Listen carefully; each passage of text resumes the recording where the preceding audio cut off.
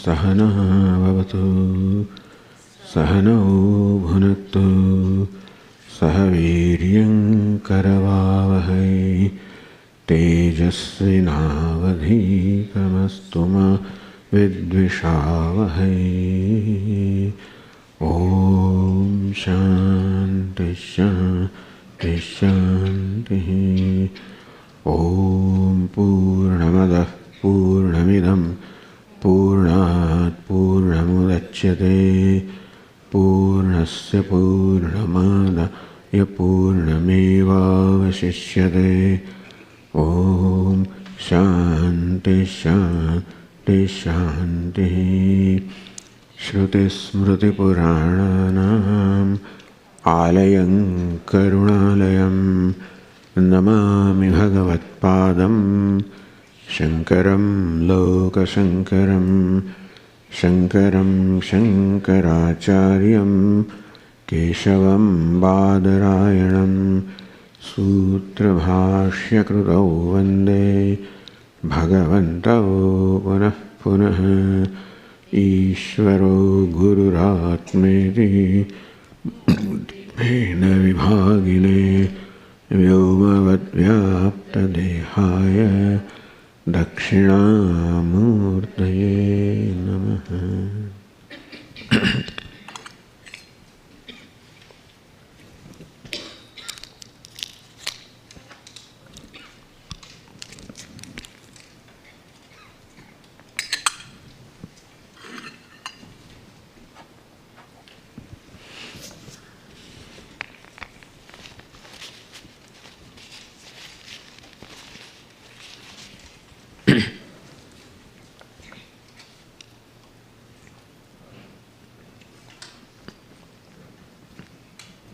Living in the present,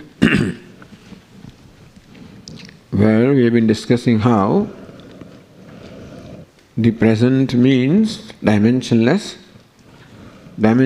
time, because moment, time as dimension is always involved a past as well as future.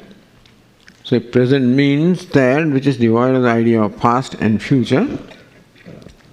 Then it ultimately amounts to dimensionless time, which is called present. And dimensionless time meaning free from limitation of time, which also means limitation, free from limitation of space, free from all limitations. When one limitation is there, others are going to be there.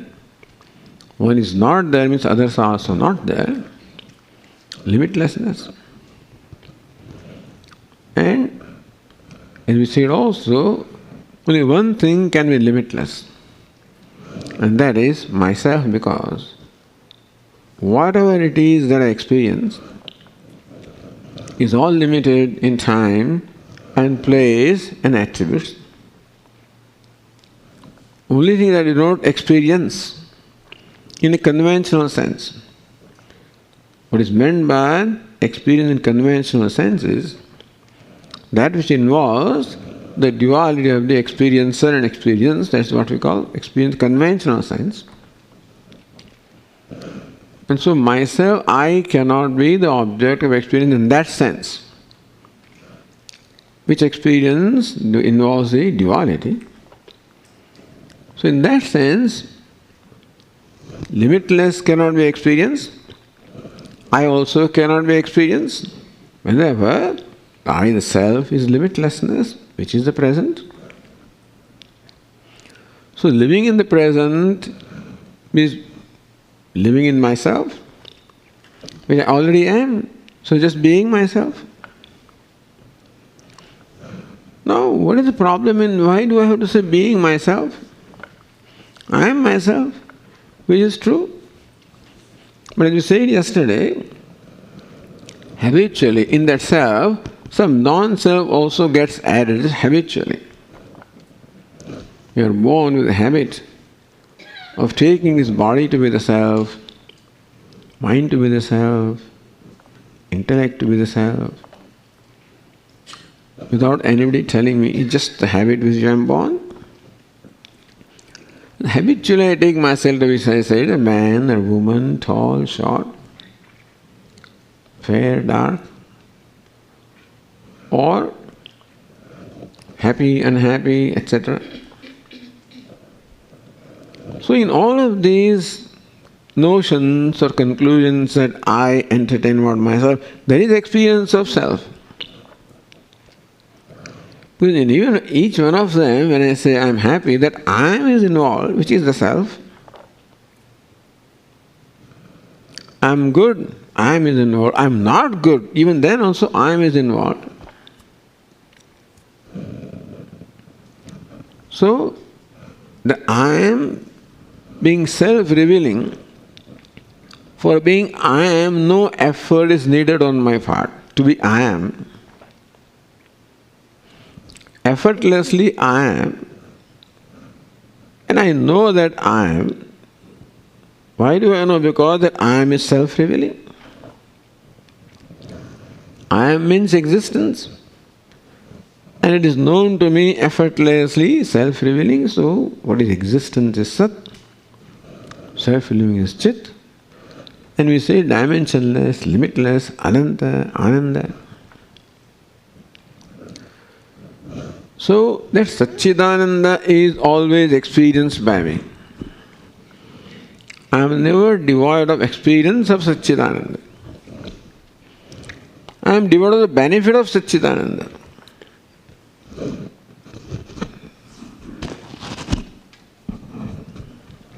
Why is it so? Because, as I said, along with Satchidananda, I am, these attributes of body or sense organs or mind automatically, habitually get joined, coupled.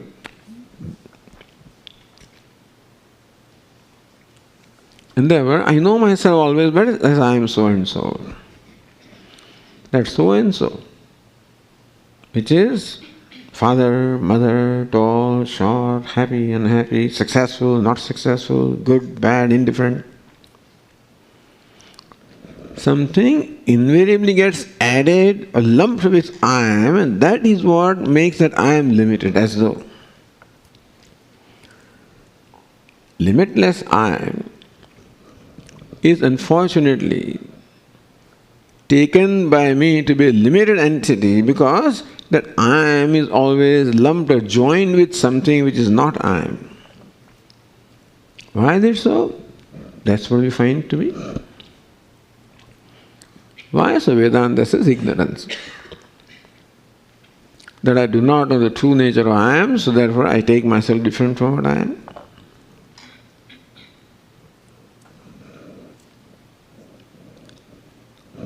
So what we need to do is to separate, that's all. The I am is to be separated from what I am not. That's all we need to do. That is what is wise person.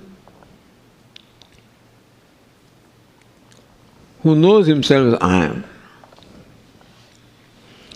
So that doesn't sound interesting. I am seems to be without any taste. No excitement, nothing, no kick in I am. What is the big deal about I am?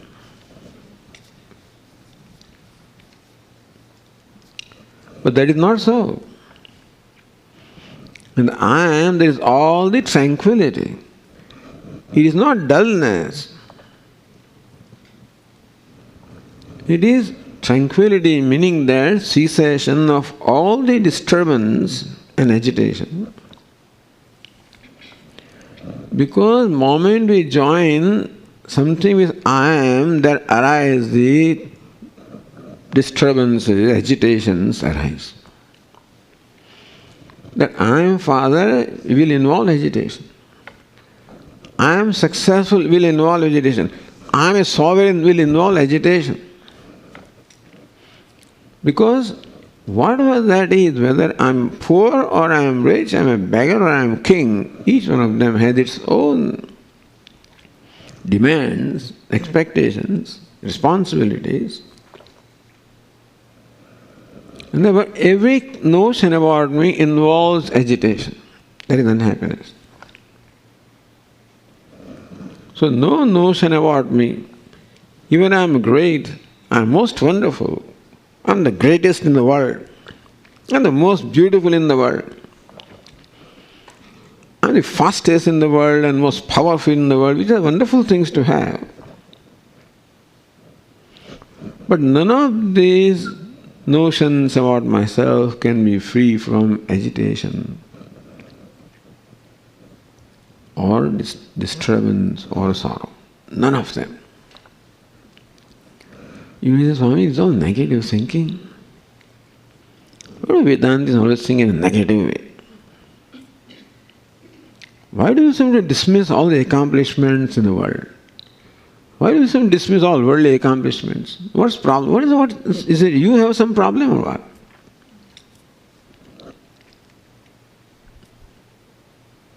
No. We are simply analyzing every accomplishment. Not the accomplishment, there is no problem with accomplishment. It is accomplished. This is what we are discussing, understand? Accomplishment is fine. But that I am accomplished, that is where the problem is. So understand what is it that we are focusing on. Wealth is not a problem, wealthy is a problem. What is the problem, Swami? Problem is that wealthy feels incomplete, inadequate, and therefore always finds himself stressful. To become free from stress, I must give up all this wealthy and poor and everything. When I go to deep sleep, that is when I am free from all agitations. Our everyday experience shows that. And therefore Vedanta analyzes at great length the experience of deep sleep. They analyze also dream state, waking of course, but even deep sleep state experience also is analyzed in great detail. How that time he becomes free from all the grief and all the pain. So I'm not suggesting that deep sleep is what we are aiming at. Swami looks like, okay, I take some injection, I full, that is not what we are aiming at. It's only something to learn from. That dreamless sleep also is an experience from which we can have an important or valuable lesson. As to how at that time I am enjoying total tranquility.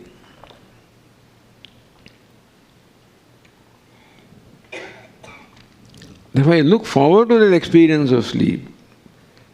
I am always reluctant to come out of that experience also.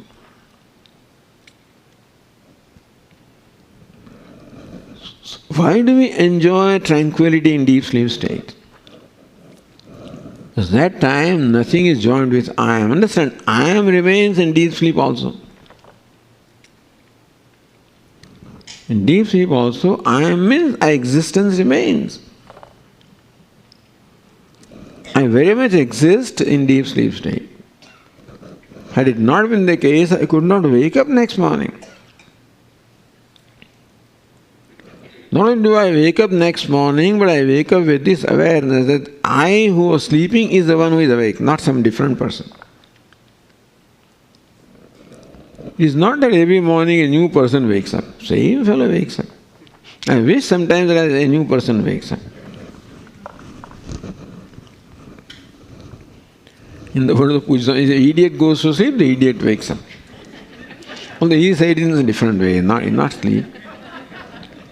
Idiot goes to samadhi, idiot wakes up, something like that. That is his, but definitely about the sleep. So that doesn't change me.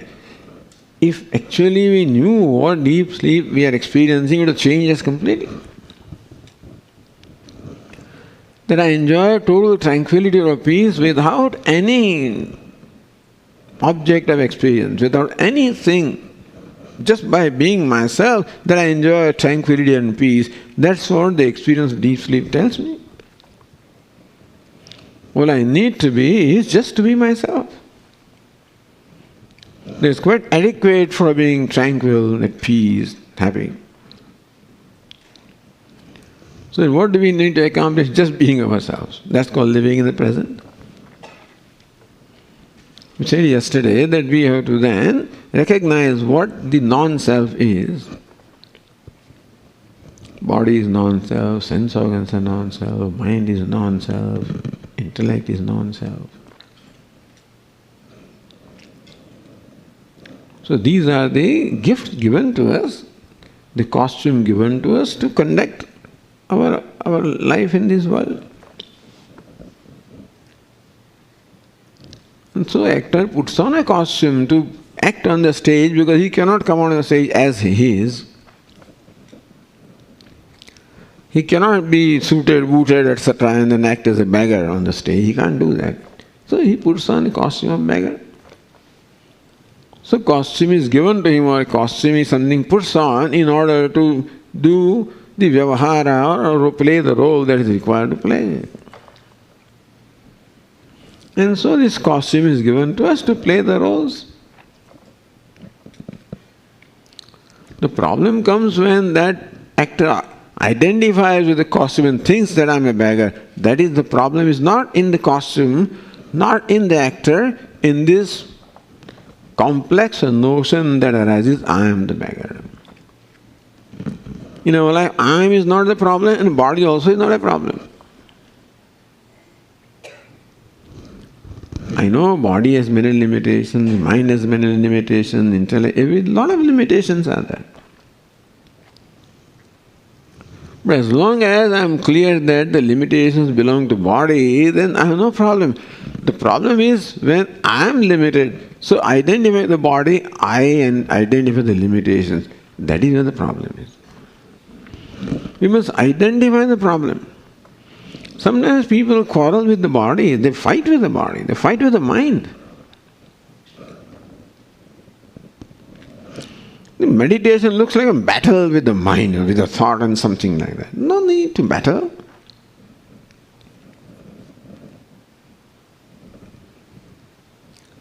Just recognize the mind as mind, thought as a thought, body as a body, sense organs as sense organs. They are fine as they are in their own place. The problem is when they are displaced from their own place, or I am displaced from my place. The actor that is billionaire is displaced from his place and he comes down to beggar. That is where the problem is. He doesn't have to fight with his costume. Hey, come on. Why this miserable costume is there? Don't fight with it. It's not you.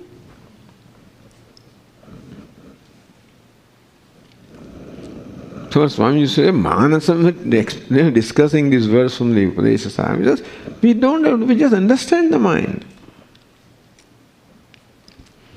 Understand the body, understand the mind, understand the intellect, understand them for what they are. That's all that is required. And understanding means that they are part of costume, and when that is so, automatically the distance is created. Distance is created not by fighting, by understanding.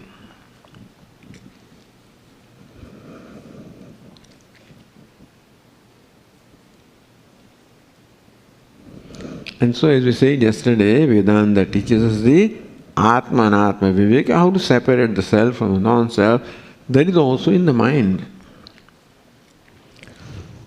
Swamiji, where does the knowledge take place? How can the mind, which is limited, know the limitless? Another problem.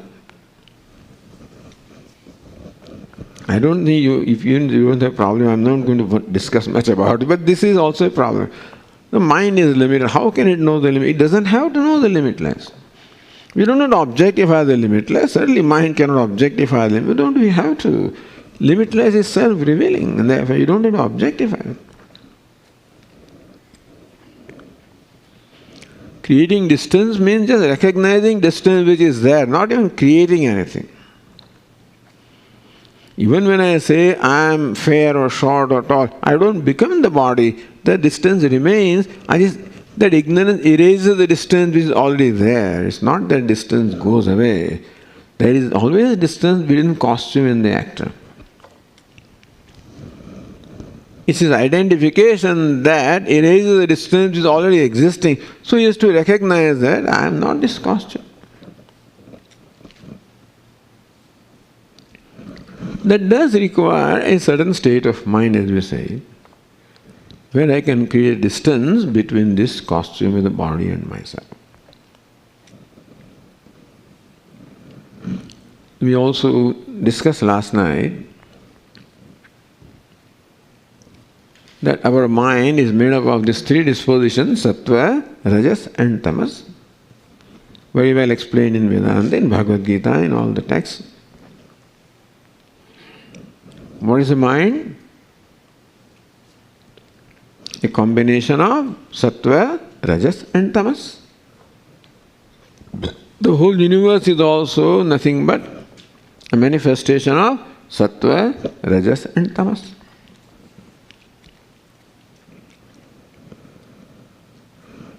So in our experiences sometimes we find that things are so tranquil.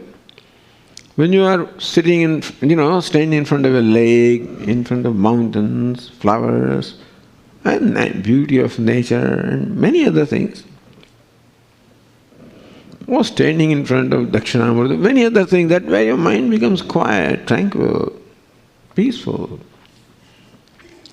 Different people may have different kinds of things for that to happen. But we do experience tranquility many times. That is the sattvic state. When the mind is free from all agitations, enjoys tranquility, peace, it is cheerful, that time I am happy. Happiness being the state of mind. Because sattvic state of mind is where there is tranquility, that is where happiness is there. I am happy with whom? With myself. So when you are sitting in front of a lake or mountain or something beautiful which your mind enjoys, understand that that time you are enjoying yourself and so you are happy with yourself. The nature just becomes a nimitta, an instrument, a reason, cause to bring yourself to yourself so that you at that time experience yourself. This mind, when it is predominant, rajas, tamas, doesn't allow me to experience myself. Therefore, we require a sattvic mind. We essentially free from rajas and tamas. Then we experience ourselves, we are with ourselves. That time you abide in yourself.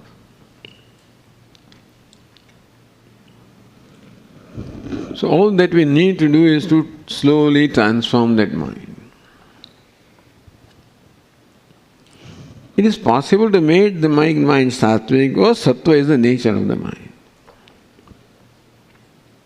But Swamiji, I work very hard, make my mind sattvic, then will it not go away? It won't go away because that is its nature. The rajas and tamas are not the nature. Rajas means agitations. Agitation, restlessness, greed, desire, ambitions, cravings, which in turn again impel actions, results, other action, other result. So this kind of not life of activity, life of chasing something. Activity itself is not a problem. It is not that a person who is active is necessarily a rajasic person, not necessarily. You can be active and you can be a great blessing to the world. It is what prompts that activity. The greed prompts that activity, ambition prompts that activity, craving prompts that activity. Then the person is driven by something. He is not doing activity, he is made to act. You follow the difference there? If you do something out of a sweet will, it will be one thing, and you are driven to do something is a different thing. So sattva is where you do something out of sweet will. Sattvic person also can be active. Rajas, he is driven to activity. In Rajas there is this dependence, helplessness. Then I am slave of my mind. A sattvic person is a master of his mind. A Rajas person is a slave of the mind.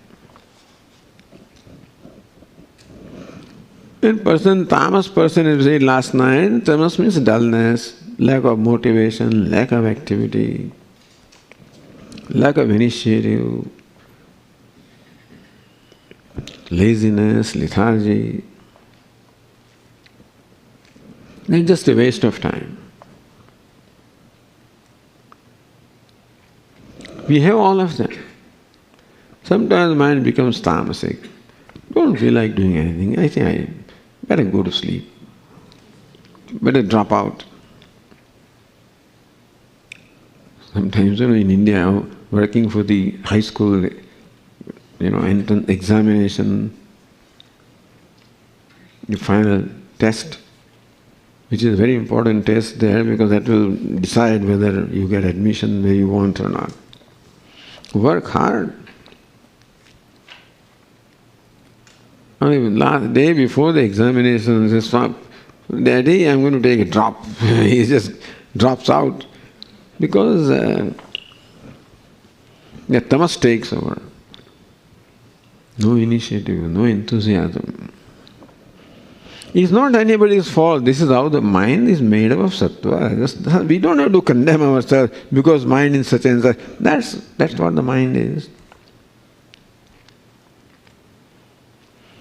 All this is said just to understand things, that's all, not create new complexes. Our Swami always used to make a point. He said, look, I am talking about these values. Not to create guilt, but just to understand things.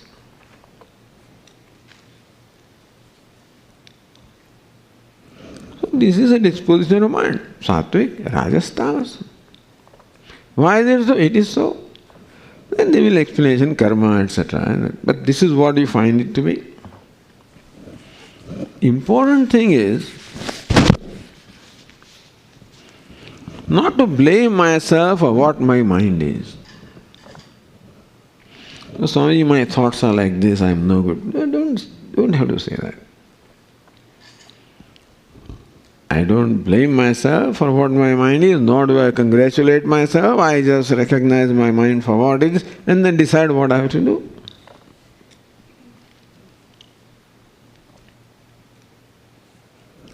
So Arjuna started with tamas.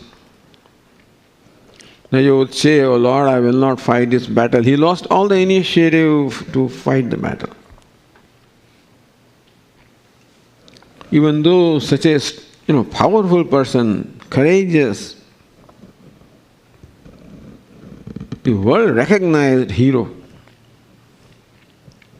just became sad, grieving, lost all the initiative, all enthusiasm. Now you would say, I will not fight. Tamas. So then Lord Krishna had to present a program of how to slowly transform our mind from tamas to rajas and rajas to sattva. So Lord Krishna says,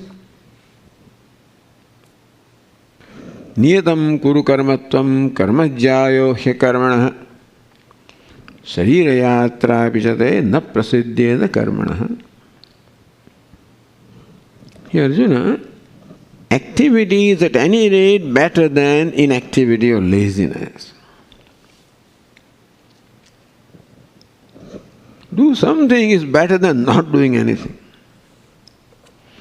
By doing something, we don't mean do something destructive. Do something. What is meant by doing something is do something to set, to fulfill your desire. Do something, even if it is self-centered action, perform action.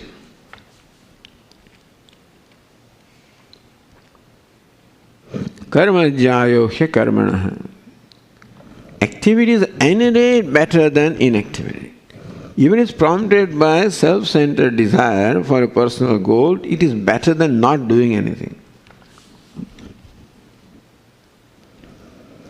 Lord Krishna says, Sharira yatra pishade na prasiddhyet akarmanah. Here, if you drop out, if you do not participate in scheme of things. Swami used to say that, see, Ishvara has created to participate. Just hands and legs and speech and organs of action are given, so to participate. If we did not have to participate, then all we needed was the organs of perception, so we can experience the world without having to participate. There are many creatures, in whom the organs of perception are predominant. Only thing for which they participate is just to satisfy their hunger and satisfy their, biological need, etc. That's all that participation is. Ahara, nidra, bhaya, maithuram, that's all. Ahara, appease your hunger and quench your thirst. Nidra, fall, sleep when you're tired. Bhaya, protect yourself when there is fear. Maithuram, and then the procreation. All these are natural instincts are there. That's all that participation is. Nothing more is expected out of anybody, anything other than human being. But that is not acceptable for human beings. You have to participate. We have given you an intellect to think, given you a free will to make a choice. As for other creatures are concerned, they have no choice. Therefore, Lord Krishna says, I have made the choice for them. And they are already programmed. And that's how they act in their life. But as a human being, you are not a programmed entity, not totally programmed. You have been given free will, given a choice, and you have to make the choice. So this is where the stress begins. There is no stress in any creature other than human beings. There is no stress. They don't have stress. They may have fear, all right, but no stress. All stress comes from responsibility.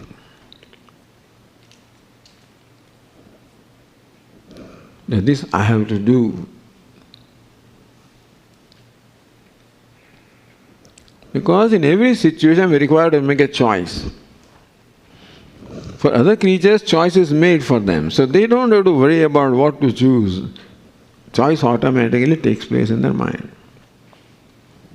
Swami says, if you place meat and grass before a cow, cow will only choose grass.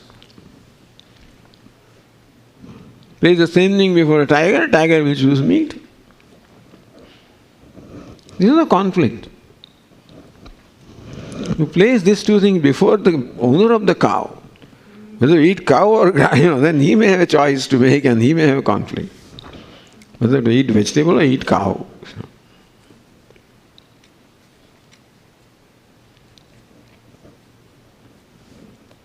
So all these other creatures are free from complexes, and therefore a human being has this problem. So we are born with all kinds of problems, born with all potential of stress. So it would have been better if I was born as a buffalo, no stress at all. But no, you yourself are an ambitious person, you wanted to grow and you want so therefore you are made a human being. A human being has ambition, nobody has ambition. Desire is one thing, ambition is a different thing. Everybody has desire to appease hunger and quench thirst, that kind of desire is there. But to appease hunger with certain kind of food, that is human being. This evening say we shall have pizza, we shall have, so many things are there. Tacos, lasagna, eggplant, permia, whatever it is.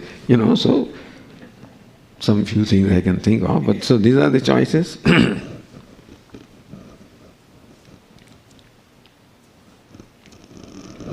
which is a great blessing, but every blessing also can become a curse if not properly managed.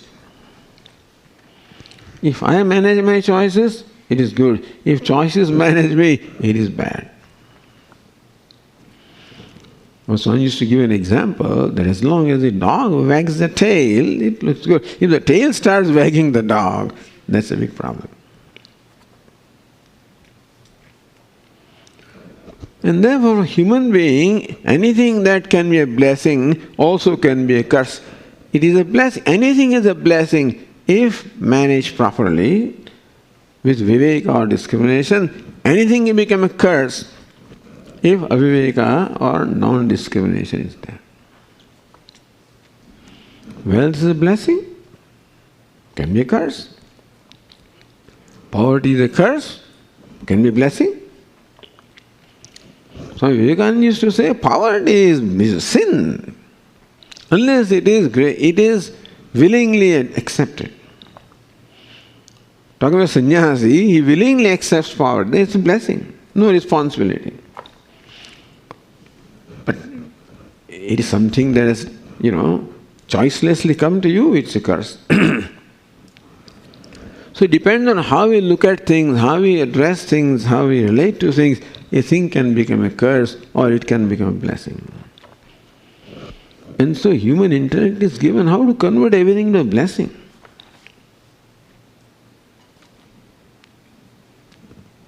If not properly managed, everything can become a burden, curse, stressful, cause of sorrow. Anything. Even Bhagavan can become cause of sorrow. People fight with Bhagavan. Every morning they fight with this Krishna. I am fighting with him every day, Swamiji. Why he doesn't do this and why does he do that?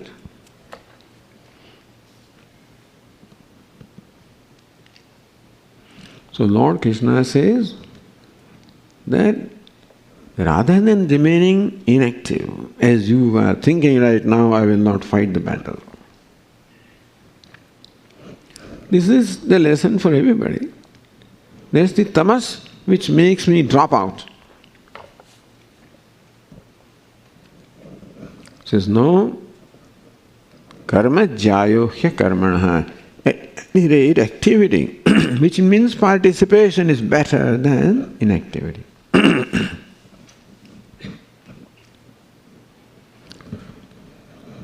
What is meant by activity? What should I do, O Lord Krishna? Niyatam kuru karmatvam. You perform your duty. Every moment there is always some kind of an expectation from me.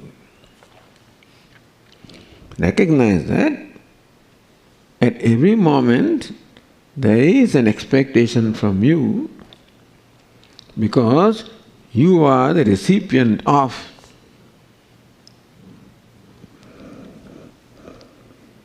the help that is given to you by the rest of the universe. Arjuna, do not think that you are living your life by yourself. It is the result of the cooperation from the whole universe.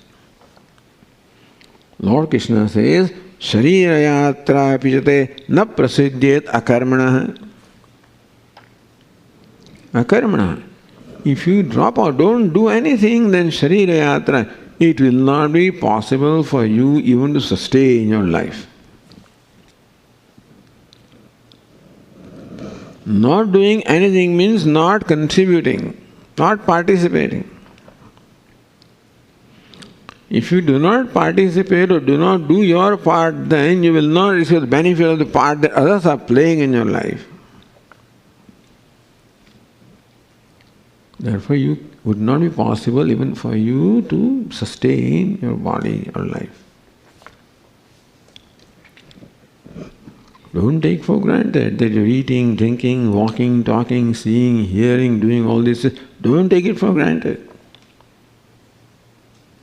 In all these normal things also, a great blessing is involved.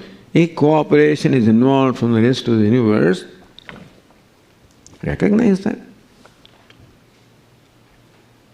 The whole universe is active and active in supporting you. Therefore, karmajyayo hya karmana. So tamas is overcome by rajas by recognizing that it is my responsibility to participate. I cannot simply be a consumer, keep on consuming, taking advantage of what all is offered to me. Recognize that I enjoy a lot of advantage, a lot of benefits, a lot of support, a lot of cooperation.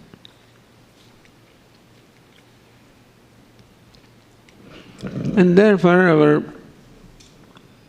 sages or Vedas, determine what we should do in our life, how 5 kinds of yajnas should be performed, actions of offering or worship should be performed. Niyatam kuru karmatvam, perform your niyata karma. In short, perform your duty. That every moment you have a duty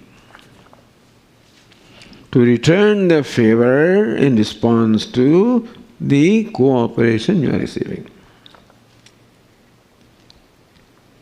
You cannot keep on receiving the favor and remain a consumer. You have to return the favor. Your breathing, your hearing, walking, talking, eating, digesting, all this involves a blessing.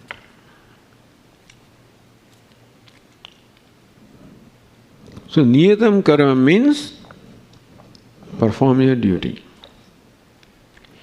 Then they tell you what the duties are. But in the words of Pujya Swami, just do your role, In every situation, you are required to perform a role, required to, display a proper response to every situation. Meaning every situation expects from you a response.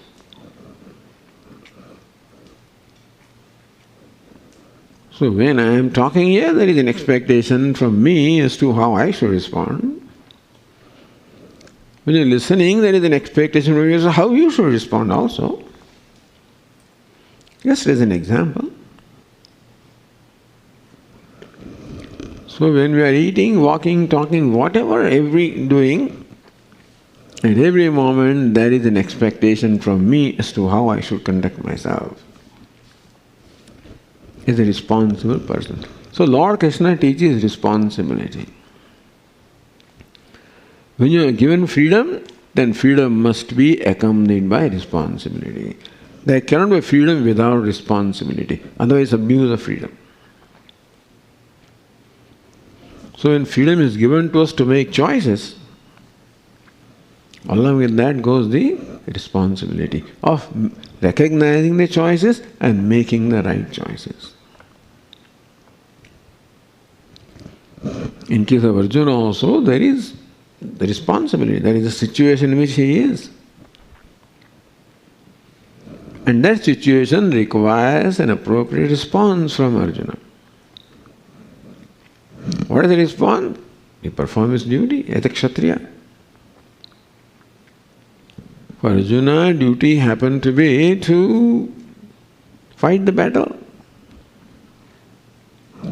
He is not fighting, which is what is being told to Arjuna. Perform his duty. What is his duty? Protecting Dharma is a duty of Arjuna, not fighting with Kauravas.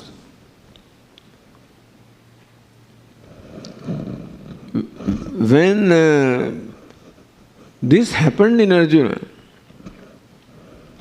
as long as Arjuna was clear that his job was to fight against adharma, he was all right. As soon as Arjuna's mind changed and said he had to fight against Kauravas, then everything changed.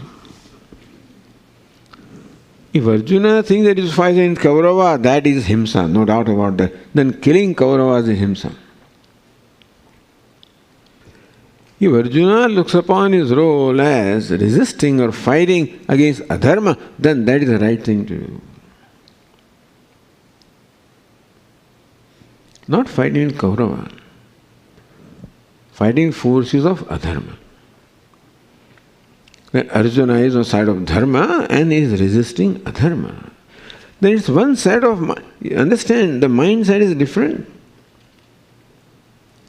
Fighting with enemy in terms of the Kaurava is a different mindset.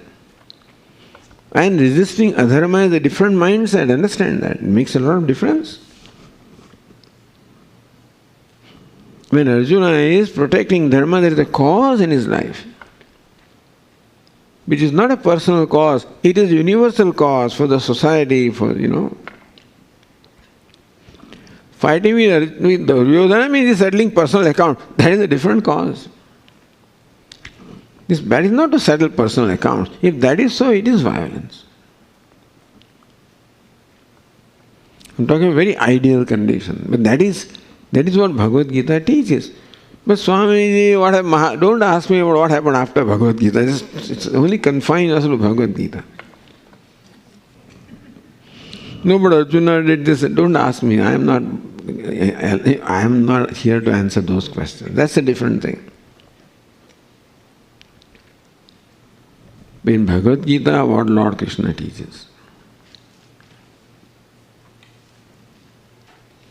If Arjuna is fighting against adharma, then his mindset is different. Because looking at Duryodhana brings all kinds of memories of the past.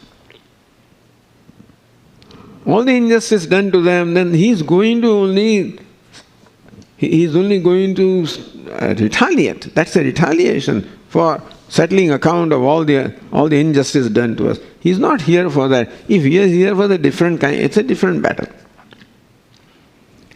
Bhagavad Gita does not ask Arjuna to do that. Tasmad yudhyasva bharata. Hey Bharata, may you fight the battle. He's not fighting against Kauravas, fighting against adharma.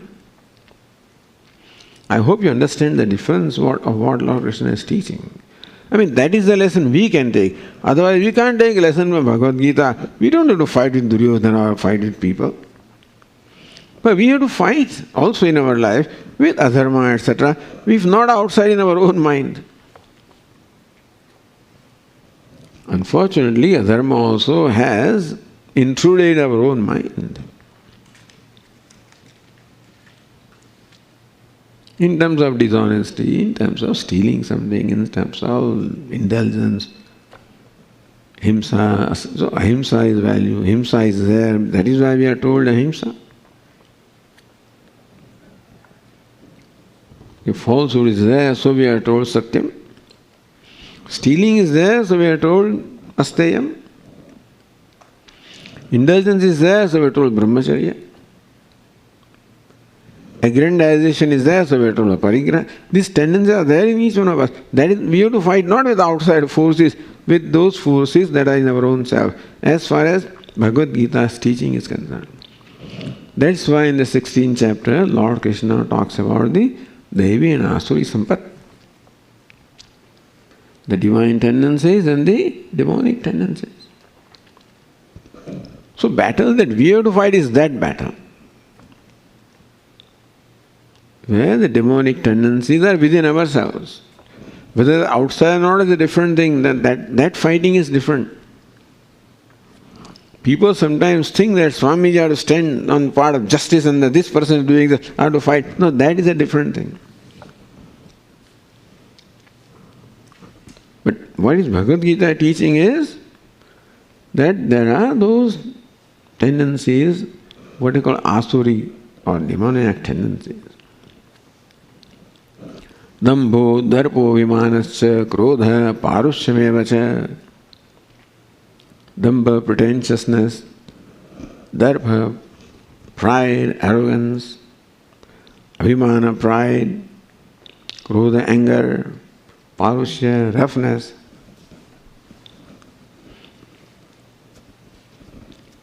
So these are there. They're all tamas. And so we have to overcome that. And karma is the means of duty is the means, not karma. Duty, the spirit of duty is the means. Doing what is proper in the given situation is a way to overcome these tendencies. Niyatam kuru karmatvam. Hey Arjuna, perform niyatam karma. What your duty is.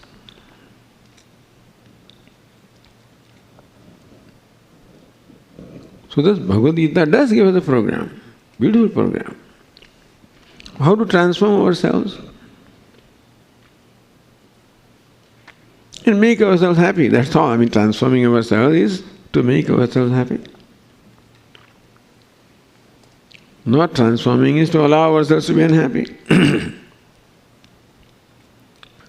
Nobody else can make me happy, nobody else can make me unhappy. I make myself happy, I make myself unhappy. So first step is from tamas to rajas. From inactivity to activity of the nature of duty. Any activity will work. Even activity prompted by self-centered desire is better than inactivity.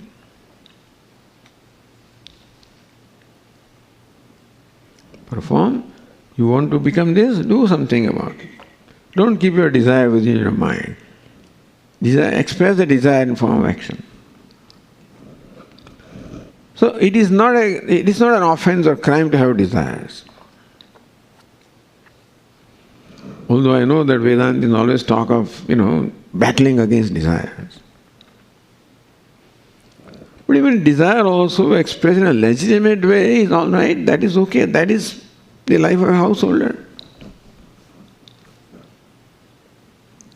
The life of a householder is meant to fulfill desires, but in a legitimate way,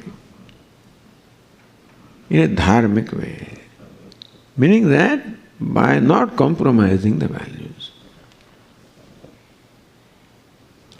Sometimes people ask me, parents, Swami, how do we teach Vedanta to our children? I say, don't teach Vedanta to them. Don't teach Vairagya. Don't, not Vairagya. Don't make them sannyasis, right? We have not started their life. They have ambitions, and their ambitions are fine. It's natural to have ambitions at that age. They should have. Except that, make them understand that ambition should be fulfilled by legitimate means. Don't trample upon the rights of others, or don't hurt others in the process of accomplishing your goals. You have the freedom to accomplish your goals. But then let others also enjoy that freedom. And in the process of fulfilling your desires,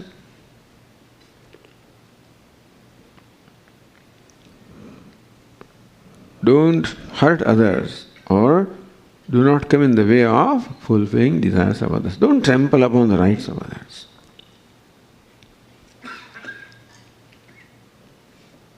This is what we can and we should teach our children.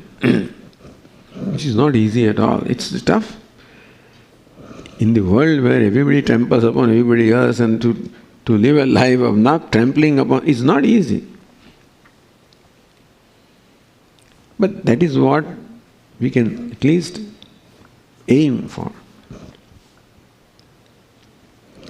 Because then we can fulfill desire all right. And by compromising the means, you can fulfill the desire and achieve your goal or fulfill your ambition. But whether that ambition will be a blessing to you or not is a different matter.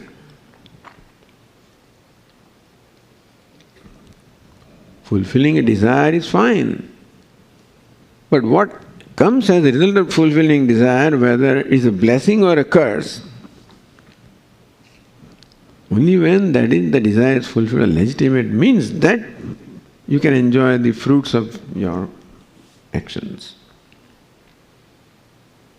Otherwise they themselves will become liability to you. It's not that wealth necessarily means happiness or unhappiness. So not only you should fulfill your ambitions, you should also be happy.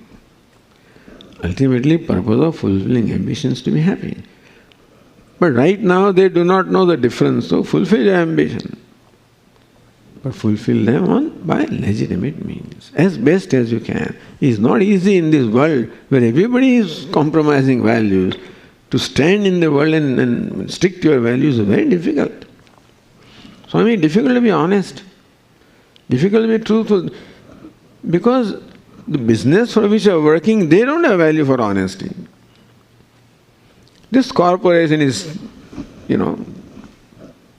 attacking other one and pulling their legs and big fish trying to swallow the small fish.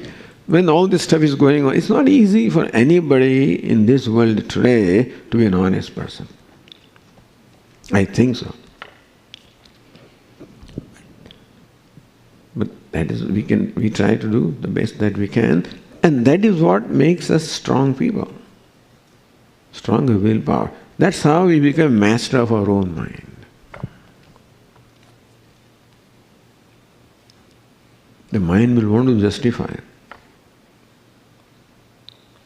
So you have to tell the lie. You can't live this life. You have to do this, have to do that. And so mind does come with justification. And to resist those things requires, we have to cultivate that inner strength.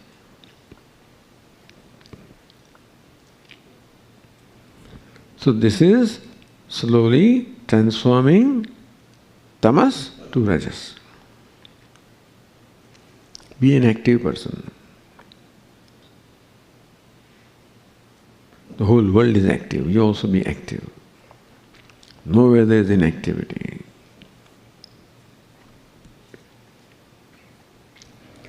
And then that rajas is to be transferred to sattva.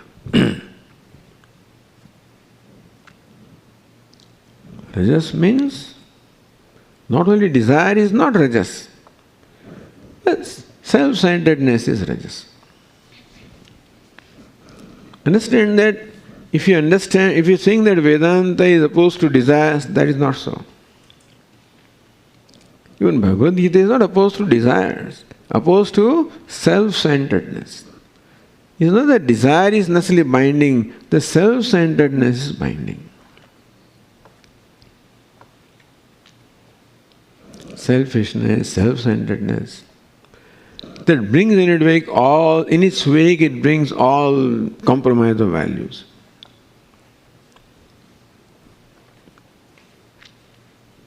So first Arjuna, act out of self-centeredness, do something instead of not doing anything.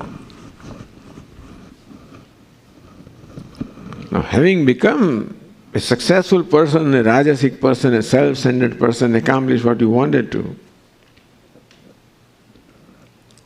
now slowly turn around from being self-centered to other-centered. Or what is called selflessness, other-centered. Or in the words of Puja Swamiji, transform yourself from being a consumer to a contributor. Who is a consumer? A self-centered person, a consumer. Who is a contributor? Other-centered person is contributor. So that is the transformation from rajas to sattva. So that's the program that Bhagavad Gita provides. Upanishads have not yet come into play. This is life of karma yoga. Also we can call it life of worship. When the mind becomes mature as a result of this, then comes Upanishad teaching, or Brahma Vidya. So Brahma Vidyayam Yoga Shastra. Yoga Shastra means Karma Yoga, Bhakti Yoga. So this is the second lesson that Lord Krishna gives in the Bhagavad Gita, how to transform from rajas to sattva. We'll continue. Om Purnamadah Purnamidam Purnat Purnamudachyate Purnasya Purnamadaya Purnameva Vashishyate. Om Shanti Shanti Shanti शङ्करं शङ्कराचार्यं केशवं बादरायणं सूत्रभाष्यकृतौ वन्दे भगवन्तौ पुनः पुनः। ईश्वरो गुरुरात्मेति मूर्तिभेद व्योमवद्व्याप्तदेहाय दक्षिणामूर्तये नमः। शान्तिः शान्तिः शान्तिः। हरि ओम्। श्रीगुरुभ्यो नमः। हरि ओम्।